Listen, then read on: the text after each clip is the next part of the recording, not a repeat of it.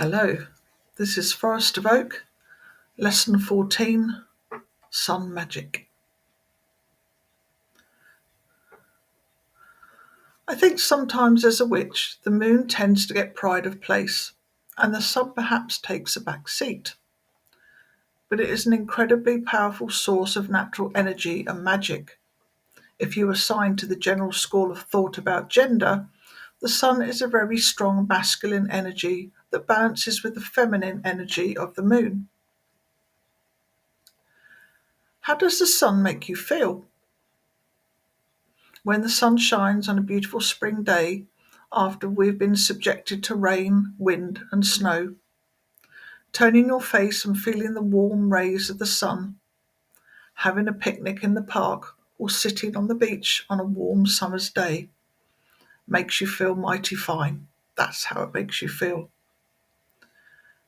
Now, I must admit, I am not one to lie on a beach topping up my tan for hours.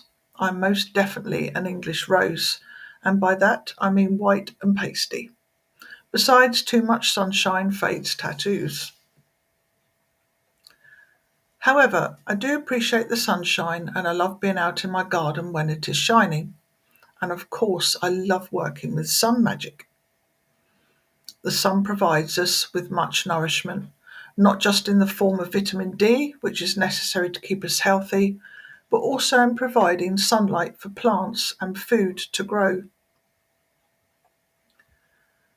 Magically, sunshine rays can be used to charge tools and crystals, to cleanse and purify pretty much any object or even yourself, and focus through a magnifying glass onto paper or dry leaves. It can even create fire. Just as we work with the phases of the moon for spell work, the sun has special times and phases that can be used to correspond with magical workings too. It also has a whole load of herbs, plants, foods, and crystals associated with it. And just as there is a tradition of drawing down the moon and her power into your body, you can do the same with the sun. The solar cycle. Without getting too sciencey, because I wouldn't understand it, let's have a look at the solar cycle. The sun is basically a big ball of hot gas that is electrically charged. The gas moves, which creates a very powerful magnetic field. That magnetic field goes through a cycle. Approximately every 11 years, the magnetic field flips completely, causing the sun's north and south poles to swap over. Then 11 or so years later, it swaps back again. The solar cycle causes activity on the surface of the sun, such as sunspots. The changing magnetic field activity affects the amount of movement on the surface of the sun. At the beginning of a solar cycle, there will be the least amount of sunspots and what is called a solar minimum, meaning less activity. As time passes, the activity increases. In the middle of the solar cycle, when the sun has the highest number of sunspots, the cycle is referred to as solar maximum. Sounds like a Roman soldier. As the cycle progresses towards its end, the activity decreases again until a new cycle begins. The sun also has indigestion. Those solar flares are huge eruptions on the surface of the sun, and they also increase with the solar cycle. A solar flare sends large bursts of hot gas, material, and electrically charged energy out into space. These solar flares can cause lights to be seen in the sky from Earth, shorten the lifespan of satellites, disrupt ship navigation systems, and can even affect radio signals. Particularly large flares can also impact electricity grids. I did say that the sun was powerful. Solar cycles vary. Some have more activity than others. Our clever science bods try and track, record, and therefore predict how strong and how long each solar cycle will be. Being able to predict in detail can help them to do a sun weather forecast, which is technically referred to as a space weather. Being able to predict space weather can obviously help us to protect our radio communication and keep travelling astronauts safe. Solar flares bring radiation with them, which is incredibly bad for people out for a spacewalk. The sun also has wind, and it is spectacularly impressive, blowing in at around 600,000 to 2 million miles per hour. The solar wind flows along the magnetic lines of force. Some charged particles fly down into the Earth's atmosphere and create beautiful colours of red and green. These colours are the northern and southern lights, aurora borealis and aurora australis. You will usually have to be standing near to the North or South Pole to see them though. Every 1.5 millionths of a second, the sun releases more energy than every single human being put together consumes in an entire year. That is quite impressive. The heat from the sun influences the environments of all the planets, moons, asteroids, and comets in our solar system. This is one serious dude. It can create that amount of energy because it is basically an enormous ball of hydrogen held together by gravity, causing a huge amount of pressure inside it. Hydrogen atoms collide with each other with enough force to create helium, which means if the sun were to talk, it would probably have a high, squeaky voice. This process is called nuclear fusion. The atoms continually collide with each other, creating a chain reaction that happens over and over and over. And you get the idea. The energy builds and can get as hot as 27 million degrees Fahrenheit in the core. The energy travels outwards and onto the photosphere, where it sends out heat, charged particles, and light. This energy is what allows us to live on the Earth. Thankfully, the magnetic field around Mother Earth and her atmosphere protect us from most of the sun's blasts. Otherwise, it would get pretty hot and a bit melty on our planet. Everything in the solar system is continually on the move. The solar system includes the Sun, 9 planets and their moons, comets, and asteroids. Collectively, these are called celestial bodies. Sitting comfortably in the centre is the Sun. It takes the Sun 25 days to spin completely around. The Earth, which is the third planet from the Sun, takes 24 hours to rotate, i.e. a day and a night. As the Earth rotates, it revolves around the Sun. It takes the Earth 1 full year, if you want to be picky, 365 and a quarter days to completely orbit the Sun. As the Earth orbits the Sun, the Moon orbits the Earth. Sun phases for magic. And just like the Moon, the Sun has phases which can be used to tie in with your magical workings to add an extra boost of power. The Sun measures time. Where it sits in the sky denotes what time of day it is, and a sundial will be quite useless without the sun to cast a shadow. I also think the point between night and day, and vice versa, that moment of handover is quite special. Sunrise. Basically when the sun wakes up and peers over the horizon. This phase is all about new beginnings, changes, health, employment, renewal, resurrection, and finding the right direction. It can also be very cleansing. The morning. This is when the sun is growing in strength, so it brings the magical power for growth, positive energy, resolutions, courage, harmony, happiness, strength, activity, building projects and plans, prosperity, and expansion of ideas. High noon. When the sun reaches its peak in the sky at midday, work magic for health, physical energy, wisdom, and knowledge.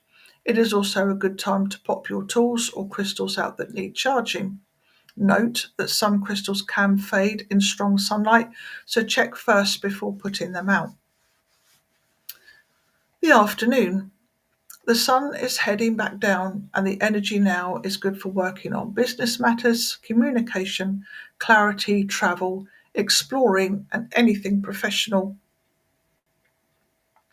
Sunset. As the sun takes itself off down below the horizon, work magic for removing depression, stress, and confusion, letting go, releasing, or finding out the truth of a situation. Magical properties of the sun. If you want to work with the overall magic of the sun, these are some of the intents that can help lend its energy to: success, empowerment, ambition, enlightenment, goals, generosity, spirituality, male energy, health, vitality, the gods, joy, freedom, leadership, matters of the heart, creativity, friendship, growth, personal fulfillment, self confidence, wealth, individuality, pride, energy, and power. Sunday, the second day of the weekend and the last day of the week, or in some beliefs, the first day of the week. Sunday gets its name from the sun.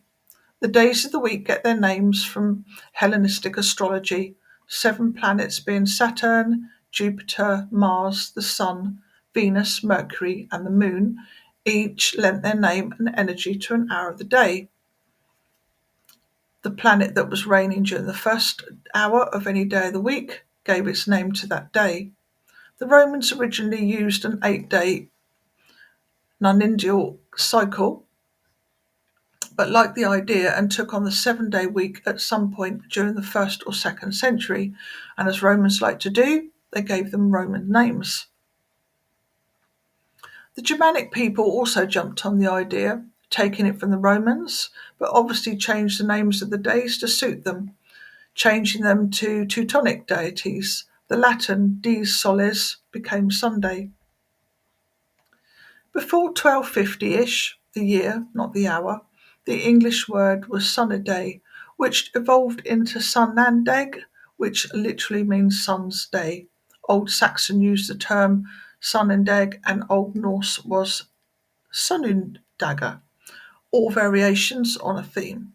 And apologies if I've pronounced any of those wrong. In most of the Indian languages, the word for Sunday for either Ravivarn, and there are also some other names. Vara means day, and Atidya and Ravi are both a manner of addressing Surya, the sun, and Suryadevi, the main solar deity. Again, on the lesson PDF, there are probably the correct pronunciations.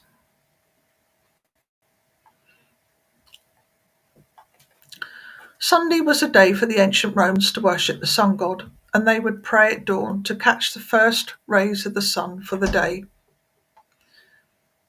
It was apparently a Roman emperor, the first of Rome's Christian emperors, who decided Sunday would be a day of rest. Shabbat or Sabbath is the day of rest, and the 7th day of the week is in Judaism. But the name has also been used by other traditions as a day of rest, and of course, modern pagans use the term Sabbath for the 8 festivals celebrating the equinoxes and the solstices. The usual calculation of a calendar day is measured from midnight to midnight, but from the 2nd century CE until 1925, the day was calculated from noon to noon. Ancient civilizations would often use dawn to dawn, counting the succession of days or suns. Later on, the Babylonians, Greeks, and Jews used sunset to sunset. The Teutons counted the nights, and it's from them that the term fortnight began, being 14 days.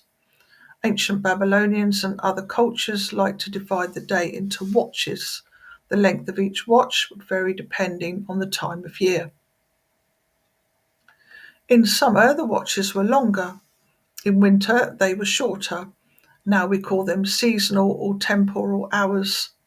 They corresponded to the length of time the sun was above the horizon, maximum in summer and minimum in winter. The invention of mechanical clocks changed it all. It was believed by most cultures that the seasons related to the sun and could be determined by observing the solar movements.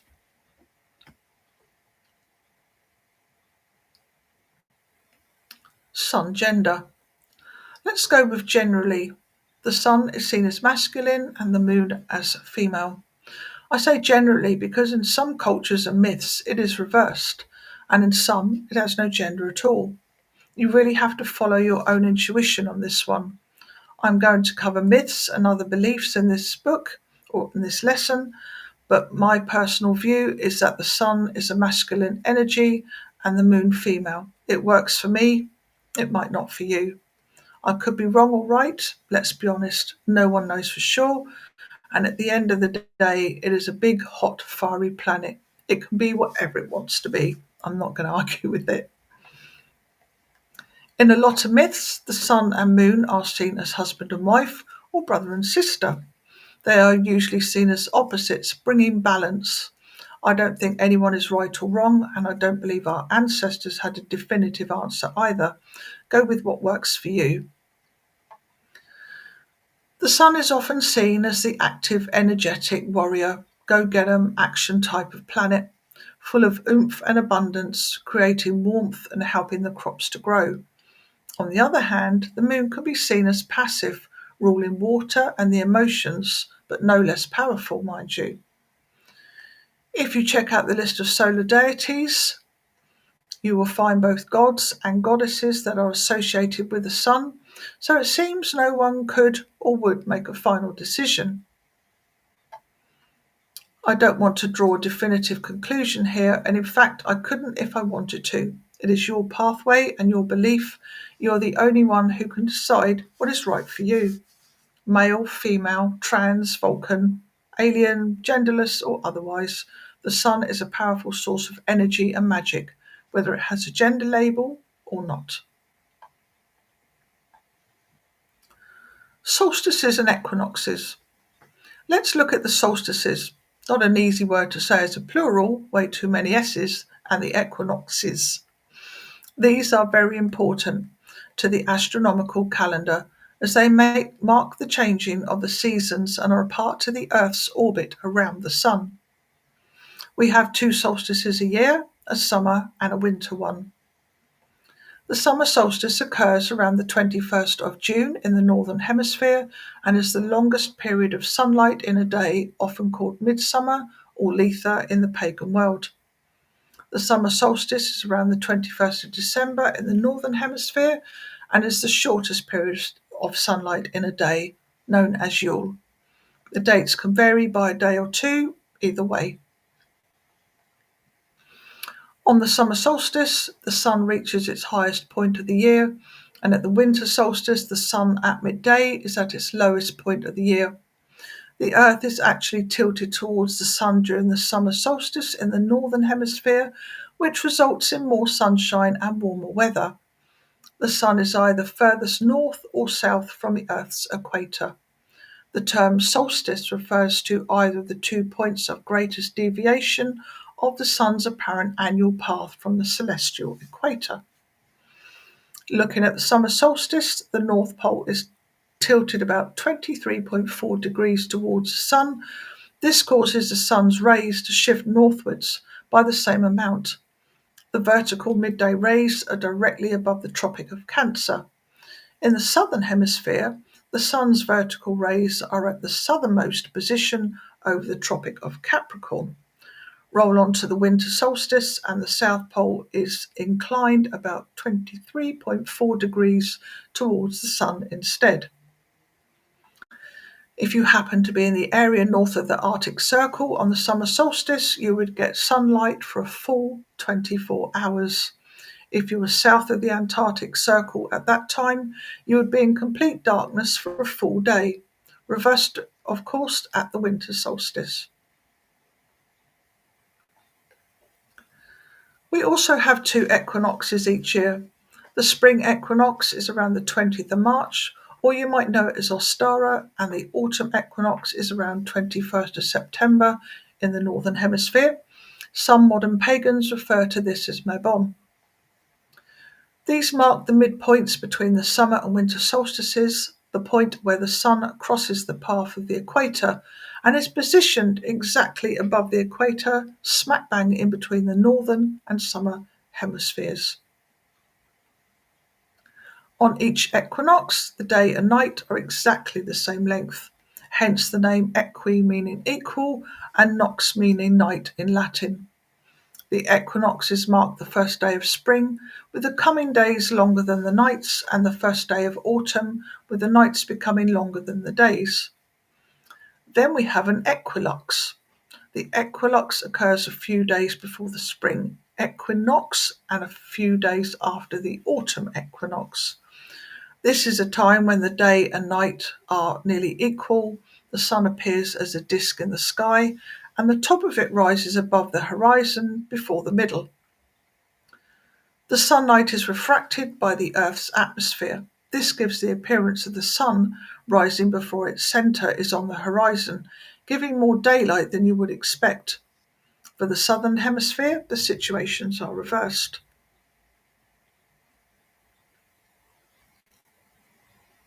Solstice magic. For the summer solstice, you could work magic for fairy, communication, intuition, inspiration, intellect, movement of all sorts, creativity, transformation, banishing, manifesting, and reaching your goals. And in the winter solstice, you might like to work magic for honouring family and friends, peace, personal renewal, meditation, dream work, balance, knowledge, loyalty, true feelings, truth, clarity, transition, planning, and long-term projects. Equinox magic. The spring equinox brings good energy to work magic for new beginnings, rebirth, renewal, new life, growth, balance, fertility. Not just for babies, fertility is new projects and ideas too. Reconciliation, resolving issues and conflicts, protection, self-control, communication.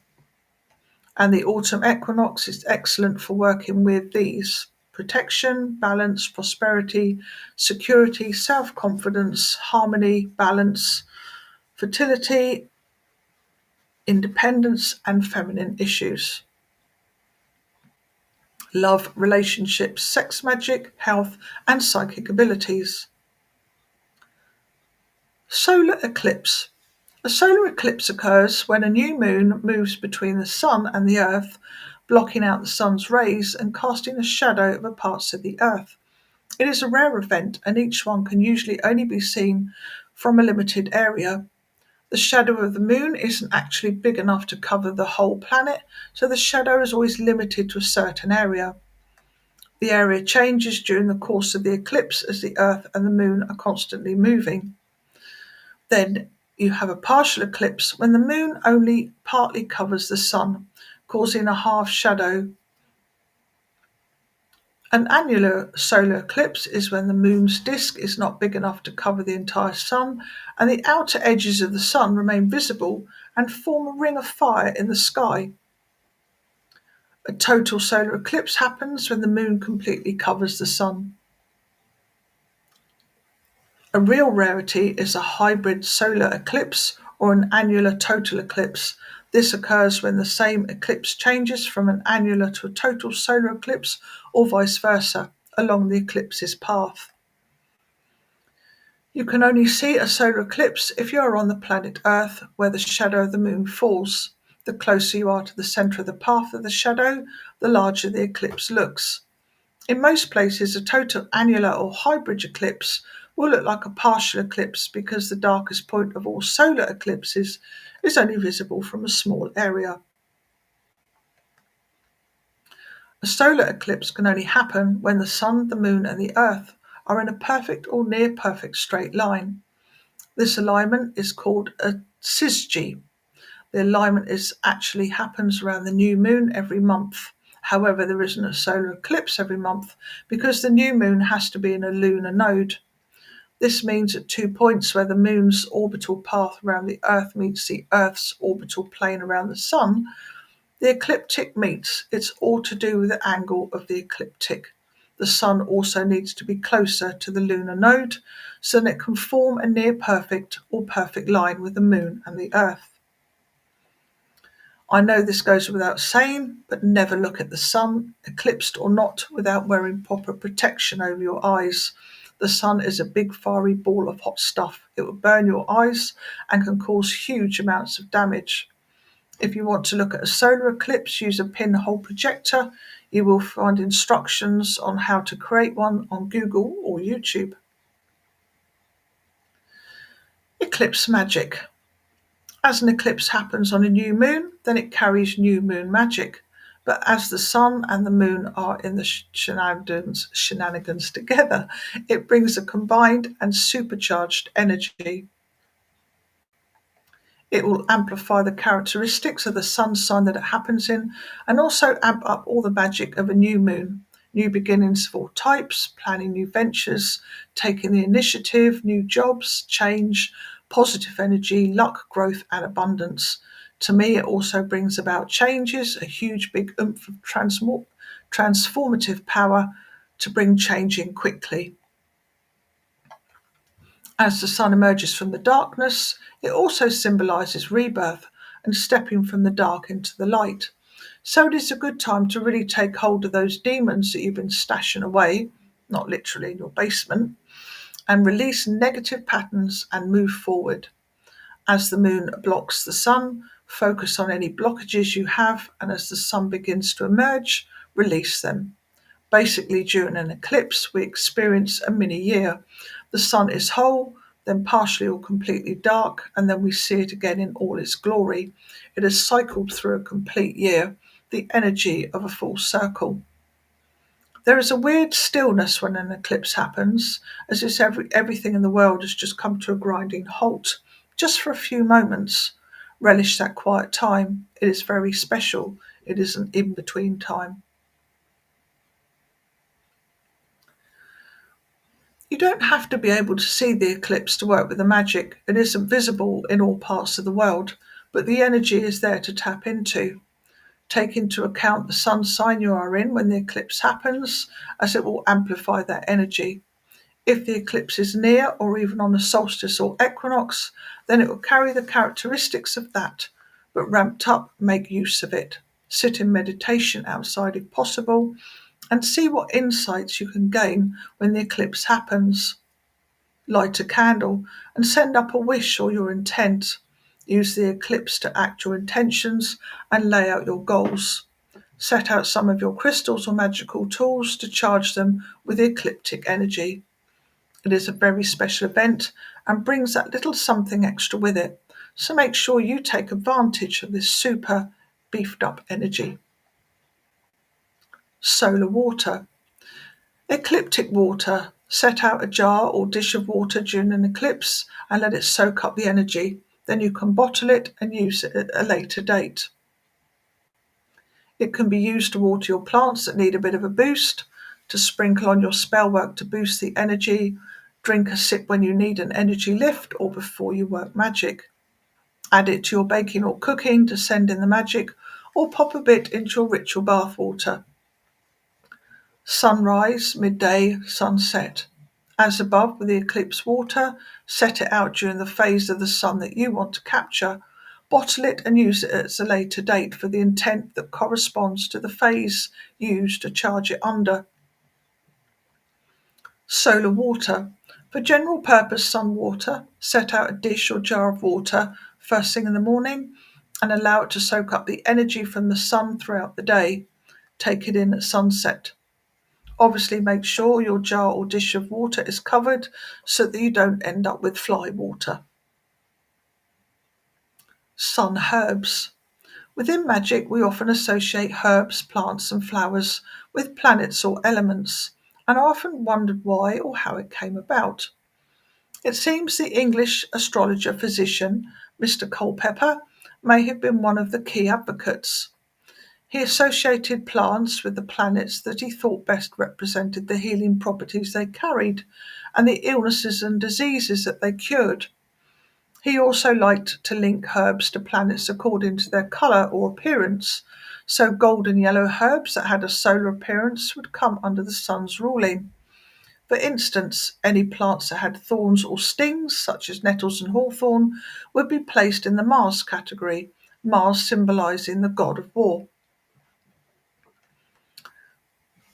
The ancient Greeks also believed all remedies and healing plants had their own nature and characteristics along with astrological affinities. They would also associate the plant with a planet, depending on the illness it treated and the corresponding energies of the planet. The medieval doctrine of signatures also followed similar guidelines with plants and herbs, associating their looks and colours with the personality and energy of planets. The sun covers all yellow and solar-looking herbs and plants, herbal medicines that cover heart problems, bringing strength to the body, resisting poison, bringing strength to the system, evergreens with a strong life force, and all herbs and plants that are linked to eyesight. Any plant life that restores energy, vitality, and boosts the immune system. Stimulants and those that clear the lungs and respiratory tract, and all plants that relieve pain, inflammation, were believed to be ruled by the sun as well. Absolutely makes sense to me. Foods ruled by the sun. As with magical herbs being ruled by planets, foods also have associations with the celestial bodies. Use them in magical workings. Nuts and seeds lend themselves very well to this. Add to spell pouches or witch bottles, for instance. All meals can be prepared in honour of the sun energy or solar gods and then eaten. Solar deities. What makes deity a solar one? Well, that's a good question, and I actually think it is up to you. See how I can easily pass the buck here. There are deities that are often associated with the sun, either because they were worshipped as a sun deity or because they have developed correspondences with the sun over time. At the end of the day, that would be sunset, it is entirely up to you who you choose to work with for sun magic, or indeed if you decide to work with the deity at all. Absolutely your call. However, I would advise before you go leaping into a ritual or any magic and just picking a deity at random, please do your homework first. Research, read up, learn about, and generally get the lowdown on any deity before you decide to work with them. I cannot be held responsible for you being struck down by the fury of the gods because you didn't research properly. Honour and respect above all else. Sun altar. I always say that an altar is very personal. It has to be for you to be able to connect with the energy. Mine all start out around clean and neat, but I find I add things to them as time passes. You will know what needs to be put on your altar. If you aren't sure, then start with a guide or suggestions from others, books, friends, internet, etc. But keep it simple and then live with it for a bit. You will find that you are drawn to add other items to it. My suggestions for sun altar, you don't have to use all of them or any of these. In fact, if you put everything listed on there, it would be pretty crowded. Sometimes less is more. Altar cloth, which could be a headscarf, a tablecloth, a napkin, or a bandana. It doesn't have to be an expensive item. I like to use yellow and orange colours. Sun symbols, well, that's a given really. You can get all sorts of items, ornaments, and bric-a-brac in sun shapes. Flowers, fresh dried or imitation, go for sunny yellows, oranges, and reds, but any bright flowers will sit nicely. Fruit, oranges and lemons look fabulous on an altar. You could even dry some slices to decorate with.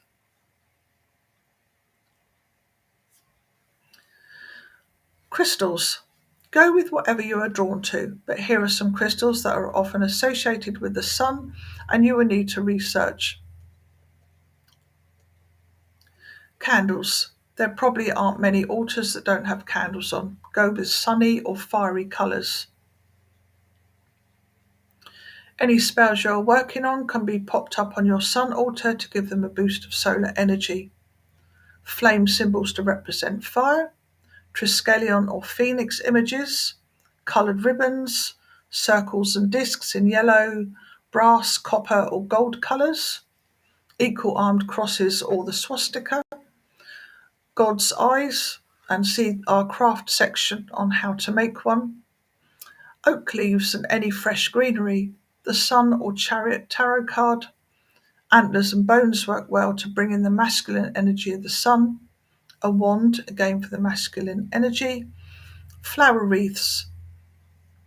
I often use my flower circlets on an altar. Bees, not real ones, obviously. Honey, a little dash or a potful. If you are working with the solstice or equinox, you can add in symbols and correspondences that tie in with the energy of the season. Sun symbols. There are various symbols and images which have been and are associated with the sun or solar energy. They can be placed on your altar in honour of solar energy or the sun gods, drawn on petition papers, or inscribed onto candles for candle magic.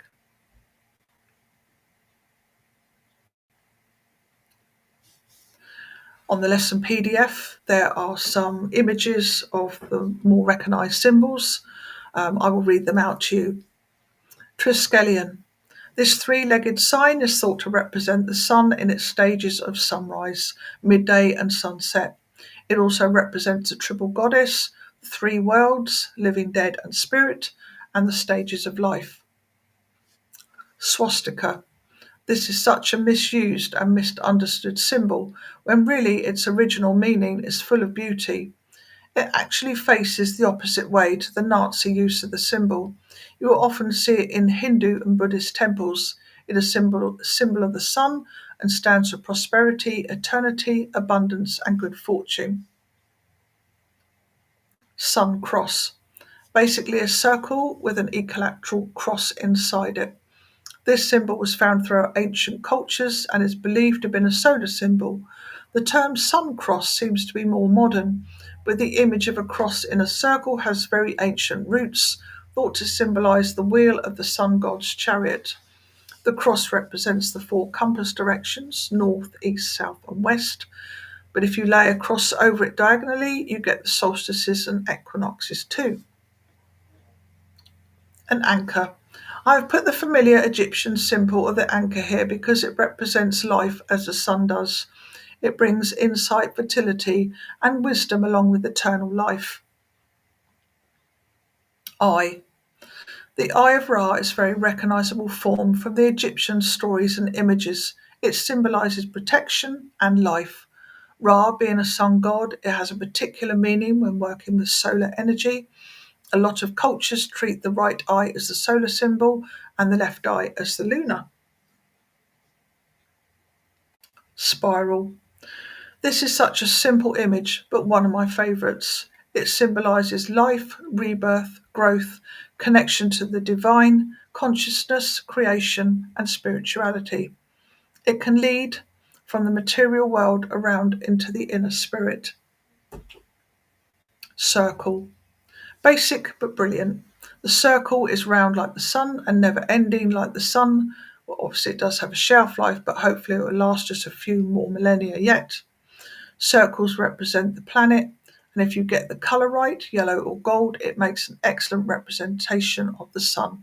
It is a symbol of wholeness, everything, perfection, infinity, cycles, revolution, centering, and completion. Wheel. Not only does the wheel have a connection to all the sun gods and their chariots, chariots needing wheels of course, but it is also a circle. It goes around and round, as does the sun and the circle of life. Infinity. The infinity symbol, which looks like a figure 8 on its side, is never ending, hence being called infinity. There is an astronomical situation where the position of the sun is traced in the sky throughout an entire year, seen from a fixed point. When you map the journey of the sun, you get the infinity symbol. The Sun Tarot card. One of the major arcana, the Sun Tarot card is always a joy to receive in a reading, but it can be used as a signifier or focus point for spell work, for meditation if you want to connect with the energy of the sun. Keywords of the Sun Tarot are success, positive energy, vitality, fun, optimism, fulfillment, happiness, enthusiasm, strength, goals, achievements, and inner child. The card is often depicted with children playing happily, as it does signify letting your inner child out and the happiness and joy that comes with allowing yourself to just enjoy life. It is a card that shouts success, abundance, and happy endings, but also one of action, enthusiasm, strength, and energy. It is a beautiful card that shows confidence and get up and go. The sun is shining upon you. Life is good. No need for anything complicated or to overthink things. You can see the sun lighting up the way for you. It brings clarity and allows you to move forward in a very positive way. Use the Sun Tarot card as your focus for meditation if you need clarity on a situation or want to see which pathway to take. Let the card take you on a journey to find some direction. Solar offerings. If you want the sun to lend its energy to you or to your spell work, or if you want to call upon a solar deity to give you a hand, I think it is always polite to give an offering. It might be that you put out an offering before you ask or give one as thanks afterwards, or better still, both. Ground and centre, still your mind, and ask what offerings are required. You may find that words, ideas, or images pop into your head. Sometimes it might seem a bit weird. My goddess, the Kaliak, once insisted I find a potted plant to put on her altar, and she was very specific about what she wanted, but go with the flow. If you are stuck, here are some suggestions. Leave them outside if you don't have any worry about animals or children disturbing or eating them. If you are popping your offerings outside in your garden or in a natural area, please make sure that they are biodegradable. Plastic, fabric, ribbon tied to trees and candles should never be left outside in nature. Pop them on your altar indoors. If you can leave them outside, then all the better. You are working with the sun after all.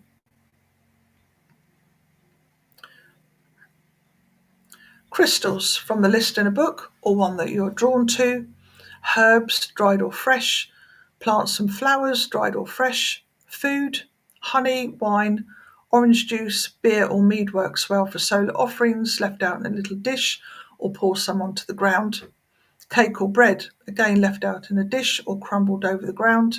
Barley or wheat. Chocolate. Note chocolate melts in the sun. It can be very deceptive.